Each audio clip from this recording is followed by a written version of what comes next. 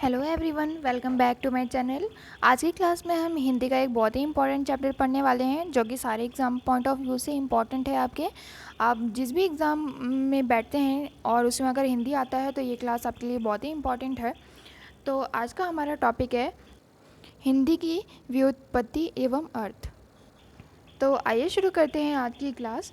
Doctor Bholanath Tiwari द्वारा हिंदी शब्द का सबसे पहले प्रयोग निशिथ चूर्णी ग्रंथ में मिला है। डॉक्टर भोलानाथ तिवारी कहते हैं हिंदी शब्द का सबसे पहले प्रयोग निशिथ चूर्णी ग्रंथ में मिला है। हिंदू फारसी भाषा का शब्द है जो संस्कृत शब्द सिंधु का फारसी रूपांतरण है, क्योंकि सिंधी लोग स को ह बोलते थे, जैसे स को ह, सड़क को हड़क, सीरा को हीरा, वैसे ही सिंधु को हिंदू कहते थे। तो इसका स्ट्रक्चर ये है कि पहले सबसे पहले हिंदू शब्द आया, उसके बाद हिंदू से हिंद बना, फिर हिंदी, फिर हिंदी बना।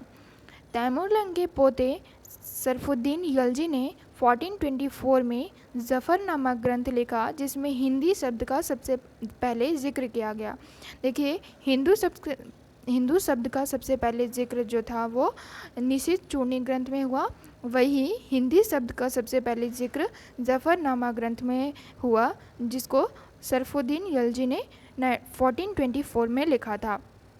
तो आप इसको अच्छे से याद कर लीजिएगा और साथ में नोट्स बनाते रहिए ताकि आपको अच्छे से याद हो पाए। आगे देखते हैं, हिंदी साहित्य कोश डॉक्टर धीरेन्द्र वर्मा ने लिखा। इन्होंने माना कि हिंदी नाम देने में सबसे महत्वपूर्ण योगदान अबुल हसन अमीर खुसरो का था। आइए एक बार रिवाइज कर लेते हैं। तो हिंदी शब्द की व्युत्पत्ति और अर्थ हम लोग पढ़ रहे थे। भोलानाथ तिवारी ने कहा था कि हिंदू शब्द का सबसे पहले प्रयोग निशिथ चूर्णी ग्रंथ में मिला है, और हिंदू फारसी भाषा का शब्द है जो संस्कृत शब्द सिंधु से का फारसी रूपांतरण है। ठीक, फिर आगे भी देखे थे, क्योंकि सिंधी लोग स को ह बोलते थे, इसीलिए सिंधु से हमारा हिंदू बना। तो हिंदू के बाद हिंद बना, फिर हिंदी बना, फिर हिंदी बना। तैमूरलंग के पोते सरफुद्दीन यलजी ने 1424 में जफ़रनामा ग्रंथ लिखा, जिसमें हिंदी शब्द का सबसे पहले जिक्र किया गया। और हिंदी साहित्य कोश डॉक्टर धीरेन्द्र वर्मा ने लिखा, और इन्होंने माना कि हिंदी नाम देने का सबसे महत्वपूर्ण योगदान अमीर खुसरो का रहा। अमीर खुसरो को हम अबुल हसन भी कहते हैं। तो दोस्तों, आज की क्लास में सिर्फ इतना ही था।